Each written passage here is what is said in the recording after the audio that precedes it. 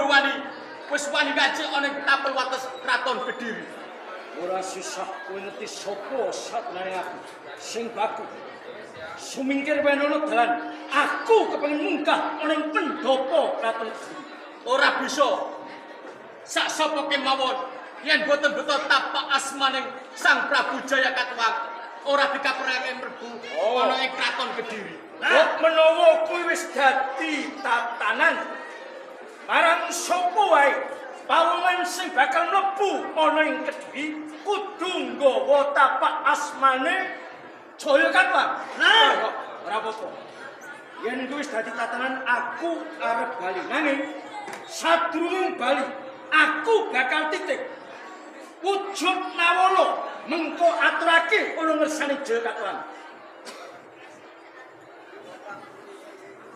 Salah siji maju. Tapi di kowe, aku yo. Salah siji maju.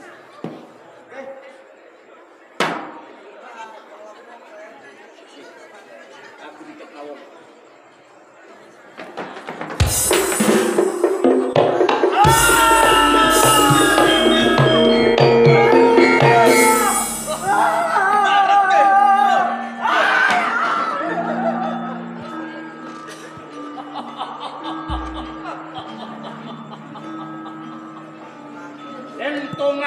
Prajurit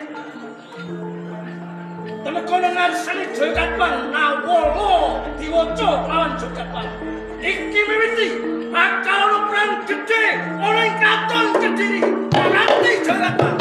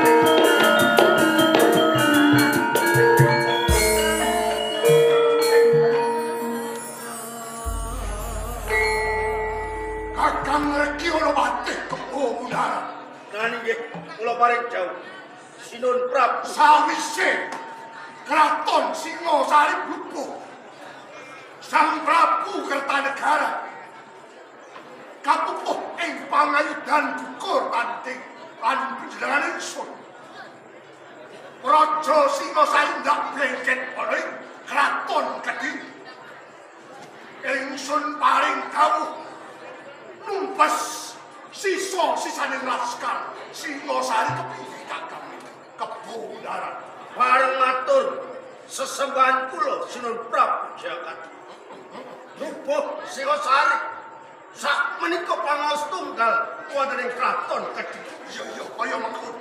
Rikala kula nampi dawuh panjenengan numpes tapes kan tanpa jelas sedaya laskar Singasari menika sampun kula setaken. Bagus setunggal kewel kula kinten boten wonten ingkang wantun pancen dawuh panjenengan. Ya kaya ngono kuwi ingkang ingsun kersakake kakang pati kepundar. Mula nggih den prayitna sing ati-ati. Aja nganti ana dam sumurping banyu. Minangka telek sandi sing sengaja disusupake ana ing kraton Kediri. mekaten tansah kula saged.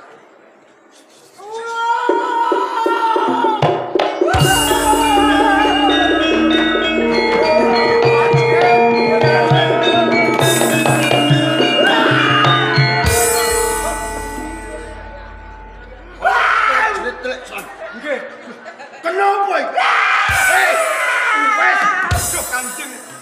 Ketingalipun upinipun kaperong Kanjeng, malah kapora enten seratipun.